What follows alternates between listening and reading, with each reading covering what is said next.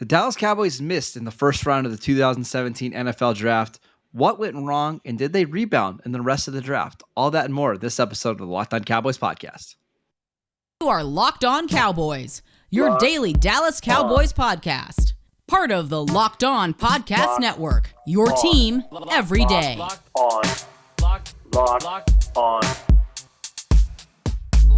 Cowboys. Locked On Cowboys. Welcome back to the Locked On Cowboys podcast, part of the Locked On Podcast Network, your team every day. We want to thank you for making us your first listen of the day. We are free and available on all platforms. I am Marcus Mosher. You can follow me on Twitter at Marcus_Mosher. He is Landon McCool. Check him out on Twitter at McCoolBCB. Landon, what's going on, sir? Not much. We still going through these previous draft classes, and we finally come to the one that has managed to ruin Taco Tuesdays for basically half a decade for me. So I guess I'm excited to talk about the 2017 Dallas Cowboys draft class. Yeah, what a class, by the way. This one was something else. All right, let's dive right into it because, man, there's a lot to talk about. First of all, this is the first draft of my life that I didn't get to watch live. I was actually in the White House. That's right. For a school meeting that we had there, a school get together. So I didn't get to see the pick until I got back to the hotel room, and let me tell you, it's not happy. So here's what's going down. So going into the 2017 draft, the Cowboys needed some defensive end help, right? They just, if you remember the year before, their defensive ends were just so bad. They really needed a pass rusher. But they also needed some cornerback help. Byron Jones was playing some cornerback at that time, right? Because they drafted him in 2015. Morris Claiborne was gone. They needed cornerback help, so they were trying to find a way to address both of those needs. And we kind of heard going into the draft that pass rusher first, corner second round. Let's see how the Cowboys can do it. But let's start with Taco Charlton. Round 1, pick 28.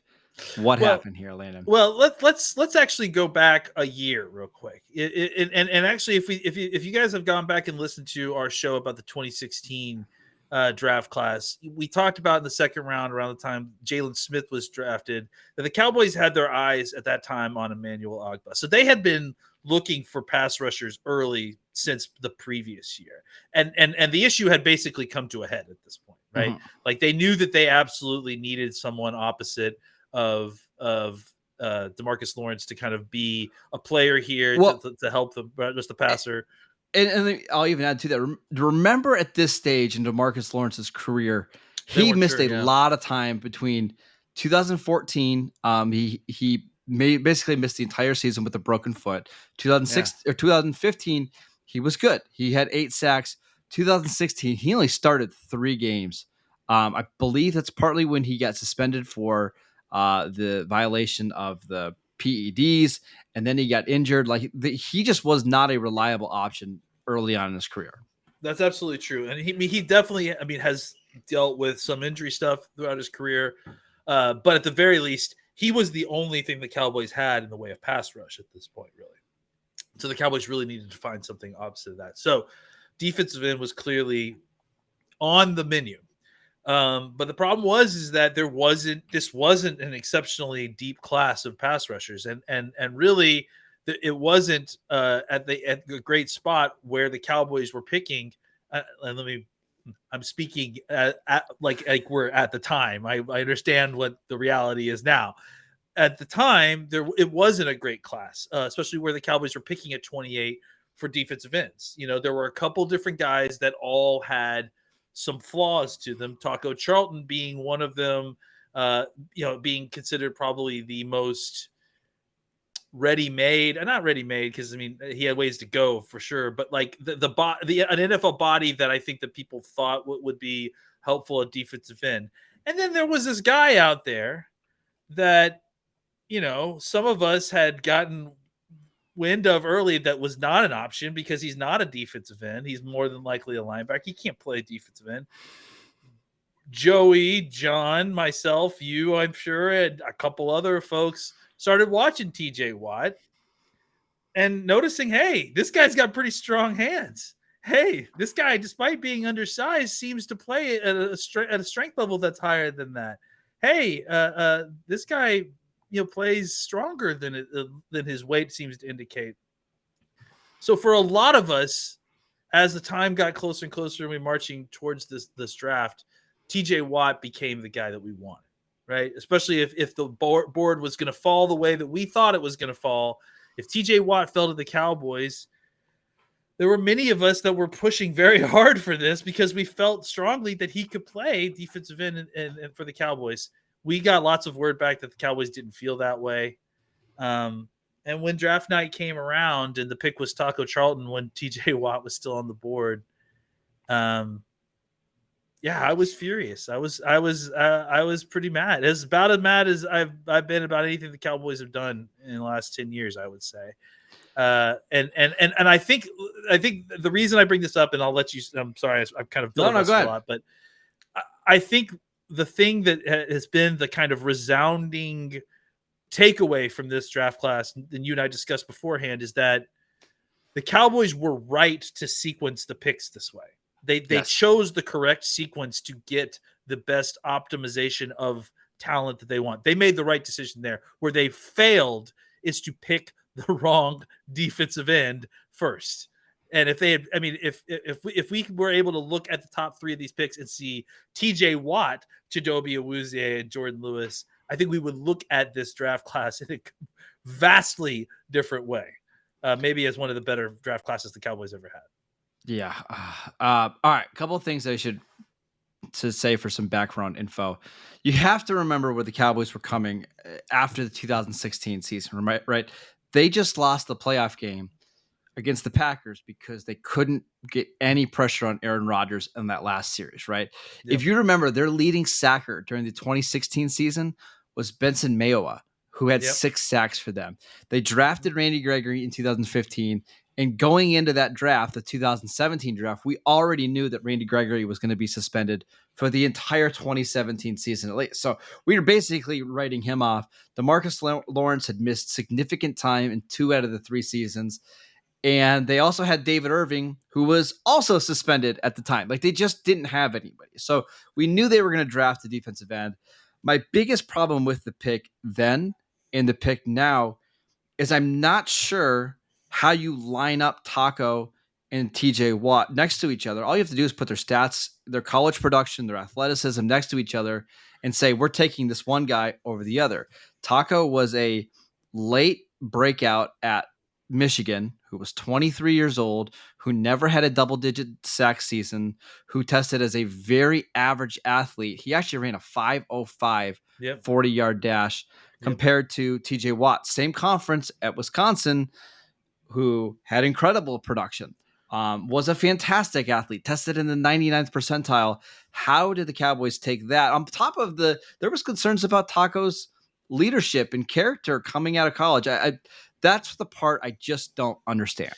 The one thing that I will say here is that let's be clear that TJ Watt was misevaluated across the NFL. Yes. I think there's this misconception that the Cowboys were the team that screwed up the evaluation of TJ Watt. If TJ Watt was properly evaluated, he would have been the top 3 pick. The Eagles aren't taking Derek Barnett over him, right? Yeah. This just the Dolphins aren't taking Charles Harris over him.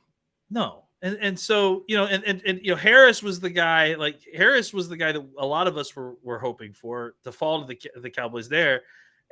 Or a lot of people were hoping for. I, again, was for TJ Watt, but I think that, if you look at that situation, like even the most optimistic of us understood that TJ Watt's stock value was below, like 4th defensive end at best there, right? Like, so I think that, again, the Taco Charlton pick was especially egregious because it felt like he was even a tier below that top tier of defensive ends that was in this class, right? That like he was a 2nd round reach of taking a defensive end when you still had TJ Watt there.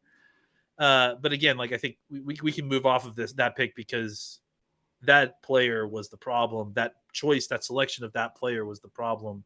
I do want to focus on the positive there is that the Cowboys did correctly sequence these and made some good picks after that. Yeah, I should also mention there was a couple other guys that the Cowboys did have their eye on in the first round that we don't talk about enough. Like they were interested in Malik McDowell, who went 35th to the Seahawks. Now, McDowell ended up not working out because of an off the field incident where he was in an ATV wreck. But that was somebody that the Cowboys were very interested in. There were some rumors about maybe the Cowboys taking Kevin King at that spot. So there were some guys available, but the Cowboys went with Taco Charlton. I think we spent enough time on that one. Can we move on? Yeah, I mean, I will point out that you're right. The Cowboys did kick around the idea of changing the sequencing, going Kevin King, and then trying to see what they had at defensive end later in the second round. That wouldn't have worked out much better either, frankly. So no, the options at defensive end at that point were pretty bare. It was Dwayne Smoot, Chris Wormley, who was another Michigan guy. I remember a name that got tossed around a lot was Deshaun Hall from Texas A&M. Yeah. Derek Rivers was somebody that a lot of people liked. Now, if you want to go like the Cowboys Twitter, the guy that Cowboys Twitter liked quite a bit was Carl Lawson, but he didn't go until a little bit later in this draft. But shout out to our guy John. Let's move on to day two. But before we do that, I want to tell you guys about BetOnline. BetOnline.net is your number one source for all of your betting stats and sports info. Find all the latest sports developments, including this year's news, odds. We've also got basketball futures, NFL futures, hockey, Major League Baseball, and of course, UFC. BetOnline is your continued source for all of your sports wagering information, including live betting, esports, and more. Head to the website today or use your mobile device to learn more about the trends in action. BetOnline, where the game starts. All right, Landon, second round. Cowboys select cornerback Chidobe Awuzie from Colorado. A little bit of a surprise. I don't know if he was on the radars of a lot of people for the Cowboys, but that's who they went with at pick 60. Turned out to be a really good pick for them. I know that the Cowboys didn't sign him to a long-term deal, and there were some people were always a little bit frustrated with his lack of interceptions, but turned out to be a really good corner in the NFL. Yeah, I mean, I think that this was a very good pick, and frankly, it's hard to argue against this and the next pick being bad. I think Chidobe gave you solid starter snaps. He started. Yeah. I think he started 63 games at this point. Yeah, he's a very good player, and actually has gotten better. I think as he's moved on to Cincinnati with even more opportunity. I mean, frankly, you mentioned it. He was a very good player. His issue was always about tracking the ball down the field when the ball went down the field on him. That's basically a singular flaw. But outside of that, he was very good cover corners, solid tackler, reliable player, tough. Yeah, I think the Cowboys got what they wanted out of Chidobe Awuzie without a doubt. And I think, we're better for it. I was a little surprised that the Cowboys didn't make more of an effort to try to re-sign him. I understand that the last year he was here was a little bit up and down. He dealt with some injury stuff, but I thought that he was a very solid player for the Cowboys, and I think he's still a solid player for Cincinnati. He's a really good player for Cincinnati. Yeah, and the Cowboys got a really good pick at 60, and again, once again showing that they understood the value and the depth of the draft. They just made a bad pick at the top. Yeah, and I remember this is one where a lot of people wanted the Cowboys to take one of the Florida cornerbacks, Quincy Wilson and Teez Tabor. Both those guys went into the second round. How many career games do you think those two guys have started combined in the league? Did Teez Tabor ever actually he did, because I remember seeing him getting totally toasted by somebody in the NFL. So I guess he did play some games. I don't have total any idea. starts. 10 total starts for those two players. Quincy Wilson's been out of the league for 2 years now. Tabor's been a guy that people pick up like midway through the season just to get them through the rest of the season, but he's been atrocious. So bad. Yeah, so bad. So that doesn't surprise me. Third round, the Cowboys get actually the guy that I wanted in the second round in Jourdan Lewis. Now, one of the reasons why Jourdan Lewis fell so far is he had an off-the-field court situation that went on, and the Cowboys drafted him in the third, and he was cleared like a month later after the draft because I remember in March, Mel Kiper was talking about him as a top 25 pick. Yeah. Didn't go there, but again, a fantastic third-round pick by the Cowboys. Yeah, and I think several teams had him preseason as a first-round pick for that Michigan team. That turned out to be pretty decent. It was one of the first decent Michigan teams they had in a while. And Jourdan came in, once he got drafted, like very soon after he got drafted, the situation with the domestic situation got cleared up, and we haven't had any kind of other issues with him. And Jourdan's been a very great part of the team, is very well liked in the locker room, and that group of corners really became very close. But yeah, I think that Jourdan Lewis, he struggled with injuries early in his career, struggled to get on the field. And so there was, I think, concern as to how quickly he was going to get up to speed. But I think since then, there has been times when, he's been overexposed. There's been times when, he's had kind of some up and down play. But I would say for the vast majority of Jourdan Lewis's career, he's been a solid, reliable corner that, he's great to have as part of a group of corners. And I think he can do some very specific tasks that you can ask him to do that you can't ask the other corners. I go back to that New Orleans Saints game where he did a fantastic job of covering backs out of the backfield when that was how New Orleans was trying to attack Dallas. I think that he is a guy that can come in, play solid snaps for you as a nickel corner.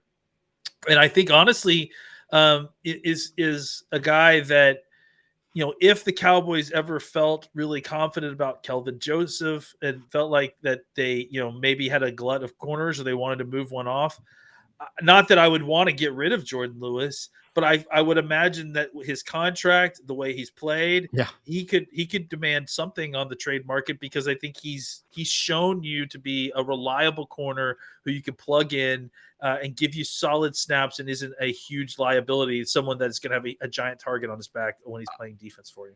The way that I view Jourdan Lewis is like average number 2 cornerback, really good number 3 cornerback. But for Dallas, for most of his career, he's been the most overqualified number 4 corner in the entire league. Yeah. But that's how you have a really good secondary, is if you have a guy like that where, hey, we don't need you this week. Are you cool just playing special teams and playing 15 snaps on defense? Great. Hey, we need you to play 45 snaps against Alvin Kamara. Can you do that and handle him? Yeah. When you're picking this late in the third round, I believe this was pick 92. Yep. I mean, you can't ask for a better pick than that. It's such a good pick by Dallas. Absolutely. And the Chidobe Awuzie, the Jourdan Lewis, and the safety that we're going to talk about here in a second, to me is really what made this draft, more palatable than we remember, because of what Taco. If you only come out of this draft with Taco and Awuzie, and let's say that's it, it's rough. It's a rough class. Yeah. But the fact that they were able to get Lewis, Woods, Noah Brown, it made it a little bit more palatable. Yeah. We'll talk about those guys in a bit. Yeah, let's talk about those day 3 picks. But before we do that, I want to tell you guys about Built Bar. You know how our friends at Built are always coming up with new and amazing flavors. Well, this time Built has truly outdone themselves with their new mud pie flavor. And for the first time ever, Built is introducing the new mud pie flavor in both mud pie bar and mud pie puff. It's absolutely fantastic. If you are a chocolate fan, you're going to want to sit down for this one. It is 100% real chocolate with chocolate mousse, whipped cream, and it's topped with cookies and cream crumble. Absolutely fantastic. Only 150 calories, 8 grams of sugar, but 16 grams of protein. You're going to want to order these right now because supplies are not going to last. Go to built.com and use promo code LOCK15 to get 15% off your next order. Use promo code LOCK15 for 15% off at built.com. All right, let's talk about the Cowboys' day 3 picks. Another really solid day 3 picks by the Dallas Cowboys. 4th round, Ryan Switzer. He was okay for Dallas as his first year with the team. Then he got traded for Jihad Ward. He's been on and off some teams, but he's a 4th round slot receiver that you did get a year of production with. Yeah, I mean, I think Switzer wasn't a huge bust. He wasn't a huge hit. He was a 4th round player who got on the field and provided some value for you at different points. A solid connection of the bat to the ball. That's what I would call that. And he did have a punt return for a touchdown in his career against Washington that I really enjoyed. It's fine. This is fourth round pick that contributed a little bit in the NFL. Hey, it's fun. And he ended up on your favorite team, so that works out, right? So which one? The Raiders or the Steelers? Was he? Oh, he went to both. I didn't know that. I thought he got traded to the Raiders first. He got traded for the Raiders first from Dallas for Jihad Ward, and then he got traded. That's right. And then he got traded for Marquise Bryant later. So my brain had somehow skipped the Raiders part and thought he had gotten traded to Jihad Ward. Yeah, but so both of your favorite teams. Wow. Yeah, there you go. Next one, a guy that all of Cowboys Twitter was begging for starting late third round, Xavier Woods. When you find a safety at pick 191 that would go on to start 65 games over 5 years, that's pretty good. Now, Xavier Woods was never a high-end starter. I would say an average starter. Maybe a couple of years he was a little bit better than that. But again, a starting safety in the 5th round or in the 6th round, you just don't see that. So we'll talk about another guy in the next of these series in the 2018 draft class that has an argument to make here. But can you think of a player that specifically Cowboys draft Twitter was more singularly excited about at this point getting in the on the day 3 than Xavier Woods? I mean, we're going to eventually talk about Michael Gallup, who was actually not a day 3 guy, but he's the only other one I can think of where universal like explosion of happiness, outside of Des Bryant and CeeDee Lamb. You're talking about day 3 guys. Well, even really any outside of like your first round picks, right? Can you think of anybody that the Cowboys Twitter, specifically the folks like that follow the draft heavily, was so excited about as Xavier Woods getting taken in the 6th round? Because I'm struggling to. I know that Jeff Kavanaugh himself was very excited about Michael Gallup when he got picked the next year, so we can talk about that in the running. But I think as far as like all of Cowboys draft Twitter and Cowboys, people that are extremely online with the Cowboys, it felt like Xavier Woods was the guy who represents like the biggest scream pick, right, for the Cowboys in, I don't know, last decade maybe. Yeah, the only one that I would say would be close. I think Cowboy fans were really excited when they took like Tyler Biadasz in the 4th round because it was like just the best player available, but it wasn't even close to Xavier Woods, right? That's the one for me. Maybe Cedric Wilson a little bit. I know people like Cedric Wilson a lot, but no one really knew. Well, they did. We weren't making campaigns for him, right? Like we weren't talking about him on big podcasts and national radio. Like we like these guys and stuff, like watching film, but where universally like the approval rating is 100% for a 6th round pick, I don't know if we've ever seen that. Like I was rooting for Xavier Woods to get picked right after Jourdan Lewis was picked. Like I would have been happy. We were thinking about trading up for him at that point. Yeah. Yeah. Like I was good with Xavier Woods getting picked where Jourdan Lewis was picked. Yeah. No, and the fact that they went through another pick and then didn't have a 5th round pick and still got Xavier Woods. Like I just remember like watching that ticker and then seeing his name it's still there. He's still there. He's still there. He's still there. All the way down to 191 where we picked him. Enough about the excitement. The fact that you got a guy like Xavier Woods who came in here, and again, I mean, he's played in 77 games so far in his career. That's pretty fantastic for a 6th round safety. And we're not talking about special team snaps exclusively. This guy's started a ton of games in the NFL. And he was able to have a decent career, was at different points by far the best safety the Cowboys had. Mm-hmm. And then has gone off and played pretty decently, I think, for Minnesota as well.